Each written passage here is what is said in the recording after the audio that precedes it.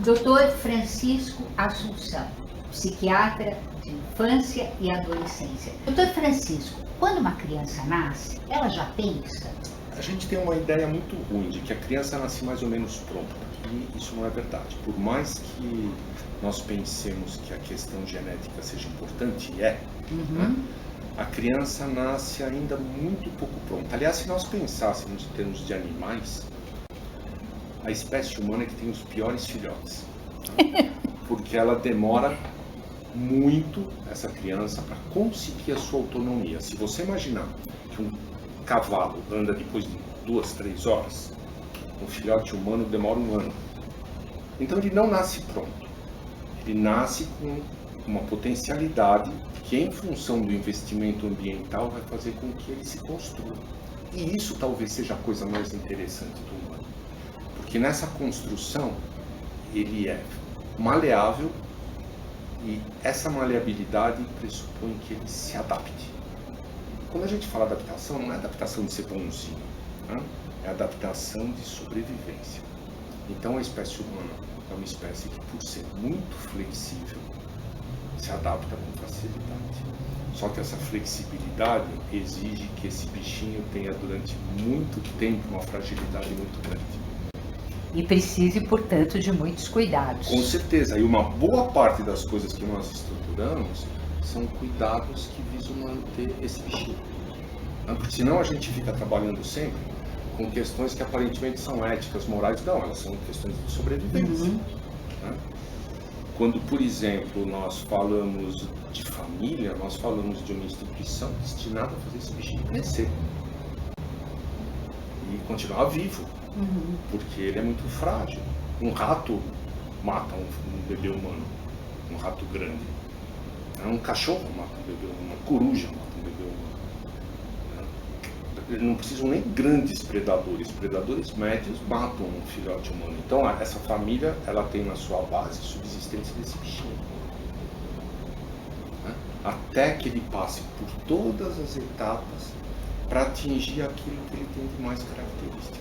Capacidade de pensar de maneira abstrata, mas isso é uma história isso é que demora depois. muito. Quer dizer, isso é depois. Não é ainda nesse nosso vídeo que nós vamos falar de 0 a 24 meses, não é isso? Pois é, esse bichinho, ele nasce com um equipamento biológico, neurológico, que é um equipamento reflexo, né? Que é o mínimo indispensável para você ficar vivo. Né? Vamos dizer assim, que é meio o DOS de qualquer computador, né? Aquilo precisa existir para funcionar. Eu não posso aprender a comer, eu tenho que nascer sabendo comer. O que eu adquiro depois é uma eficácia maior, eu escolho comida, mas eu tenho que saber comer. Mas alguns sinais básicos são inatos para esse bichinho sobreviver. E esses sinais inatos, essas capacidades inatas são reflexos. Então quando você examina um bebê, eu ia falar um filhotinho, né, na maternidade, você vê reflexos. E esses reflexos têm que ser adequados para esse bebê poder continuar. Quando ele chega lá pelos 4 meses, ele começa a perceber onde ele termina, né? Então ela começa, a partir dessa exploração corporal, perceber onde ela termina e onde ela não termina. E na medida em que ela percebe isso, ela percebe o outro. Só que esse outro é indiferenciado. Se você pegar um bebê de 5 meses e falar para a mãe assim, posso pegá-lo no colo? A mãe te diz, pode, ele é bonzinho. Não é bonzinho não, ele não discrimina direito. Então ele vai para o colo de qualquer um porque ele está habituado a associar uma faces em apresentação frontal com alimento, com cuidado, com bem-estar. Quando ele chega nos 8 meses, isso já não é mais assim. Por quê? Porque a cabeça dele já se desenvolveu. E aí ele percebe que não é qualquer apresentação frontal, né? É a apresentação frontal de uma determinada pessoa que cuida dele, que causa bem-estar para ele, né? Exato. Não é qualquer um. Não. E aí, veja, essa figura usualmente é importante se pensar por conta da importância da figura, né? Essa figura usualmente tenta se relacionar com ele. E se relaciona com ele, como a espécie humana costuma fazer, falando. Então, a primeira coisa que esse bichinho começa a fazer é ele vocaliza, porque ele tem que controlar todo o aparelho fonatório que emite som. Aí ele junta esses sons em fonemas, né, em sílabas, e quem dá o significado é o outro, né? Então a gente tem que imaginar que ele vai usar alguns fonemas que são simples. A mãe fica toda feliz, ou a cuidadora fica toda feliz, reforça, e é assim que ele aprende. Tá certo. Agora, quando ele começa a falar, ele está apenas imitando a mamãe, o papai, quem está em volta, ou ele começa a falar e já começa a elaborar seus pensamentos? Não, e olha, mãe, né, é uma palavra que em quase qualquer língua é labial, porque é mais fácil, a primeira coisa é que uma criança consegue falar. Se fosse um dental, ele não fala, então não dava. Então ele fala, a mãe fica felicíssima, bate palma, agrada e tal, e ele começa a aprender. Só que daí para pensar é mais difícil, né? Ele começa a falar. Na medida em que ele vai primeiro exercitando fala, depois ele repete. E só quando ele está lá no finzinho de 1 ano e fumaça, chegando perto dos 2 anos, é que ele começa a falar o que? Palavras, porque ele associa o fato com a palavra. E só depois é que ele começa a fazer frases com 2 elementos, né?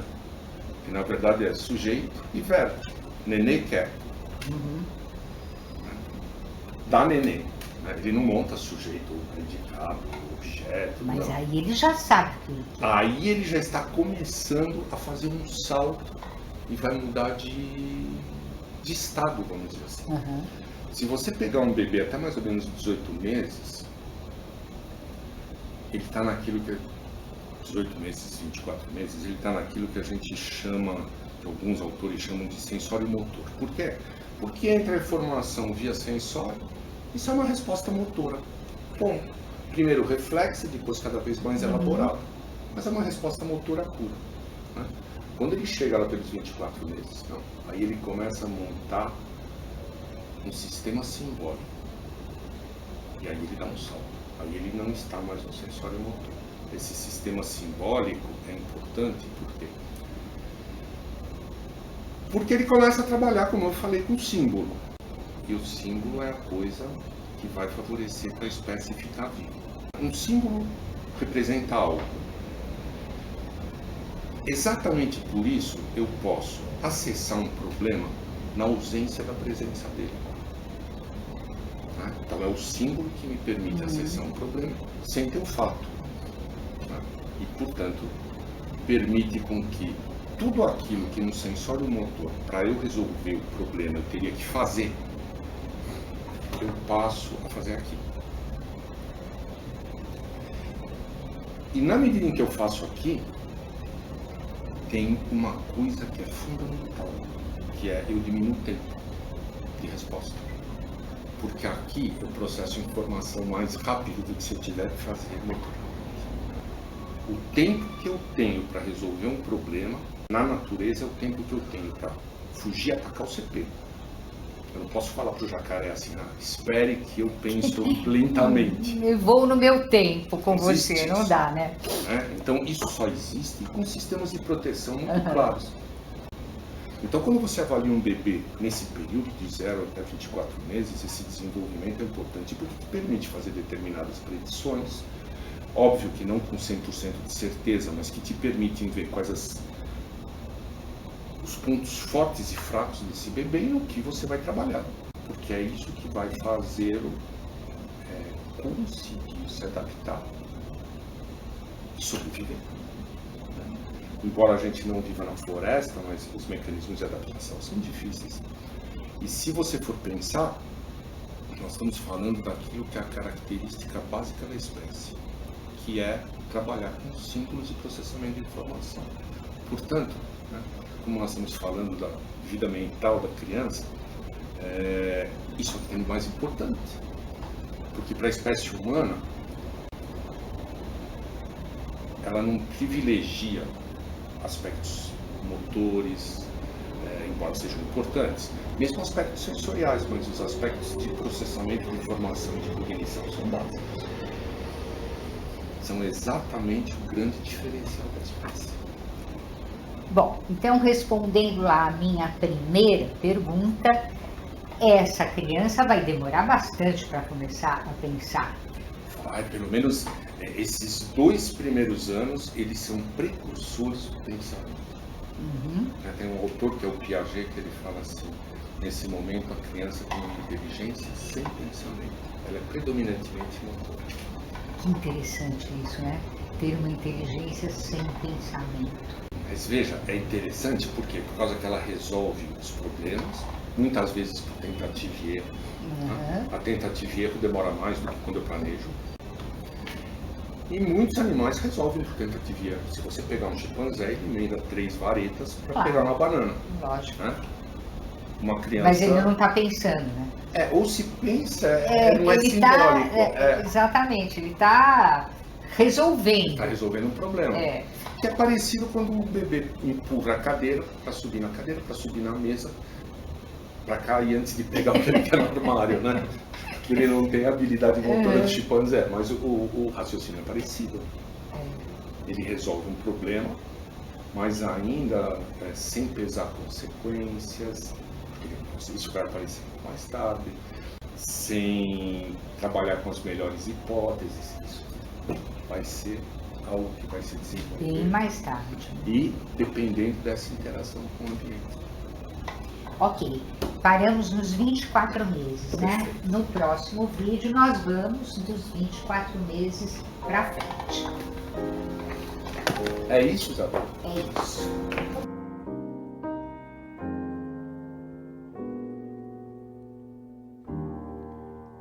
Every time we say goodbye, I die a little